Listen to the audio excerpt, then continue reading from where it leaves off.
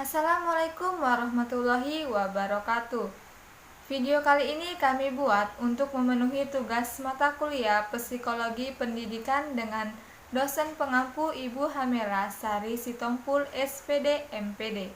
Video ini akan berisi dan membahas tentang kejenuhan dan transfer dalam belajar. Video ini akan dibawakan dengan saya sendiri, Nisa Triwidianingsi dari Program Studi Pendidikan Matematika, dan dua orang teman saya dari Program Studi Pendidikan Bahasa Sastra Indonesia dengan Kak Asnita Kusmalaya dan Kak Meilina. Jenuhan dalam belajar. Jenuh juga dapat berarti penuh atau padat sehingga tidak mampu lagi memuat apapun selain itu. Jenuh juga dapat berarti jemu atau bosan. Dalam belajar, siswa sering mengalami kelupaan. Itu merupakan peristiwa dari kejenuhan dalam belajar. Peristiwa jenuh yang dialami oleh seorang siswa saat belajar akan membuat siswa tersebut berpikir bahwa ia telah memubazirkan usahanya.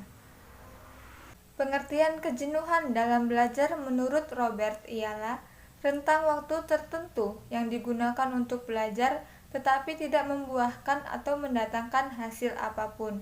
Pendapat lain mengatakan bahwa kejenuhan dalam belajar ialah suatu kondisi mental seorang pelajar atau mahasiswa yang mengalami kebosanan untuk melakukan aktivitas belajar yang menyebabkan motivasi belajar menurun. Jadi, dari pengertian kedua pendapat tersebut dapat diartikan dan dapat disimpulkan bahwa kejenuhan dalam belajar ialah menurunnya kondisi mental peserta didik yang mengakibatkan rendahnya motivasi belajar sehingga berpengaruh pada hasil yang kurang memuaskan atau tidak memuaskan sama sekali. Adapun faktor penyebab terjadinya kejenuhan dalam belajar yaitu karena bosan dan keletihan atau lelah.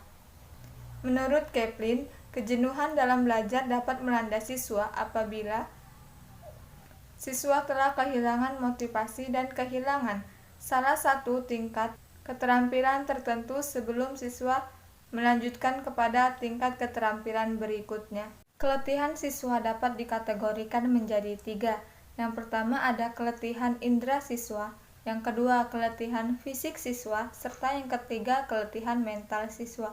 Keletihan indera dan keletihan fisik siswa dalam hal ini mencakup pada telinga dan mata. Ada 4 faktor penyebab keletihan mental pada siswa. Yang pertama, karena kecemasan siswa terhadap dampak negatif yang ditimbulkan oleh keletihan itu sendiri. Yang kedua, karena kecemasan siswa terhadap standar keberhasilan bidang studi tertentu yang ia anggap terlalu tinggi, terutama ketika siswa tersebut telah merasa bosan dan merasa letih pada bidang studi tersebut. Yang ketiga, karena siswa berada di tengah situasi yang padat dan ketat dan membuat ia untuk lebih giat lagi belajar. 4. Karena siswa mempercayai konsep kinerja akademik yang optimum, sedangkan dia sendiri menilai belajarnya sendiri hanya berdasarkan ketentuan yang ia bikin sendiri. Adapun cara untuk mengatasi kejenuhan dalam belajar, yang pertama dengan beristirahat yang cukup serta mengkonsumsi makanan dan minuman yang bergizi. Yang kedua, pengubahan dan penjadwalan kembali jam belajar dari hari-hari belajar sebelumnya yang dianggap lebih memungkinkan siswa untuk lebih giat lagi dalam belajar. Yang ketiga, pengubahan dan penataan kembali lingkungan belajar meliputi letak atau posisi meja tulis, lemari, rak buku, dan alat-alat perlengkapan belajar sehingga siswa merasa berada di tempat yang nyaman untuk melakukan belajar. Yang keempat, memberikan motivasi baru agar siswa terdorong untuk belajar lebih giat lagi daripada sebelumnya. Yang kelima, siswa harus berbuat nyata. Arti berbuat nyata dalam hal ini ialah tidak hanya tinggal diam atau tidak menyerah. Caranya dengan mencoba belajar lagi dan belajar terus dengan menggunakan metode belajar yang bervariasi dari belajar sebelumnya.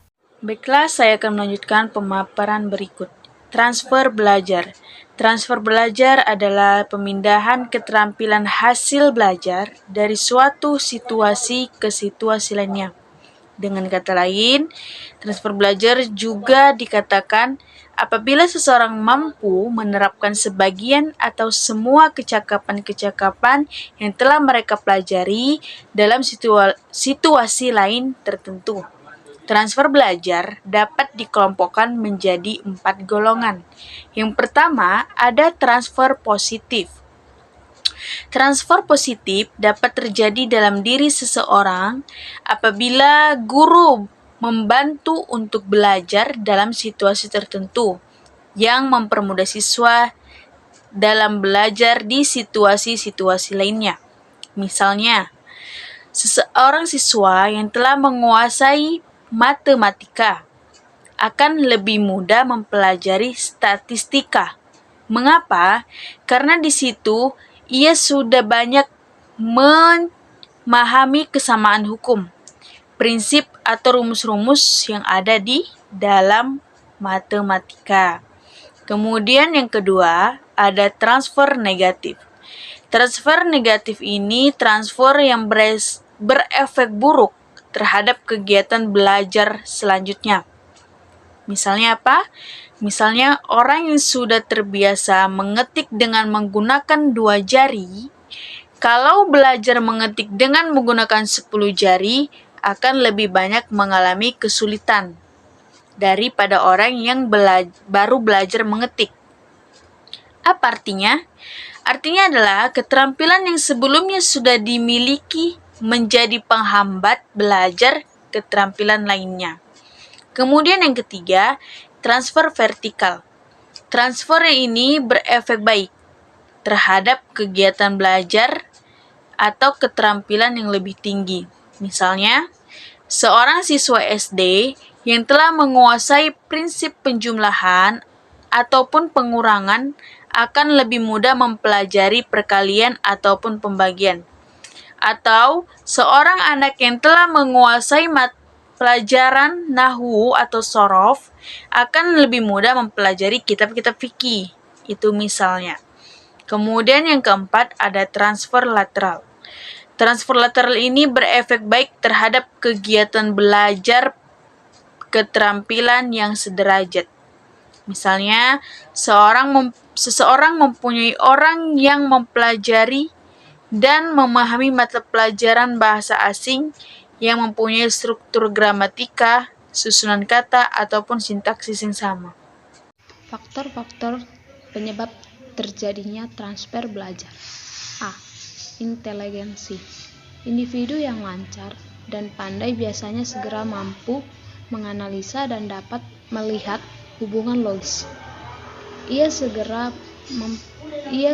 dapat melihat hubungan logis dan segera melihat unsur-unsur yang sama serta pola dasar atau kaidah hukum, sehingga sangat mudah terjadi transfer. B. Sikap. Meskipun orang mengerti dan memahami sesuatu serta hubungannya dengan yang lain, tetapi pendirian atau kecenderungannya menolak sikap negatif, maka transfer tidak akan terjadi, dan demikian sebaliknya. C. Materi pelajaran.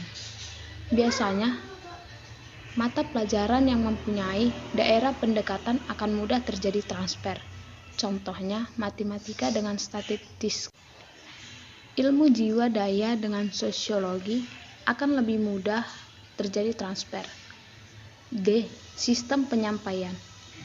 Guru,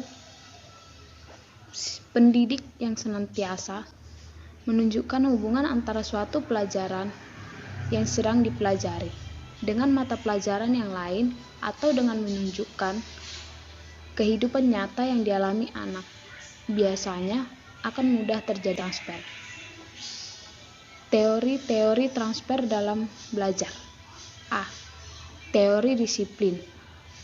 Disiplin ilmu atau ilmu daya yang menjelaskan bahwa daya jiwa pada manusia itu dapat dilatih, dan setelah berlatih dengan baik, daya-daya itu dapat digunakan pula dengan pekerjaan yang lain yang menggunakan daya tersebut.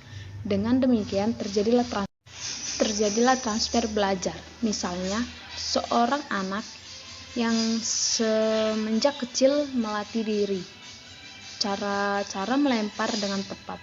Mula-mula ia melempar dengan batu. Kemudian di sekolah ia sering bermain kasti, sehingga terlatih pula melempar dengan bola. Menurut teori daya, anak yang telah mempunyai kemampuan lari, lompat, loncat akan menghasilkan kemampuan dalam bidang atletik.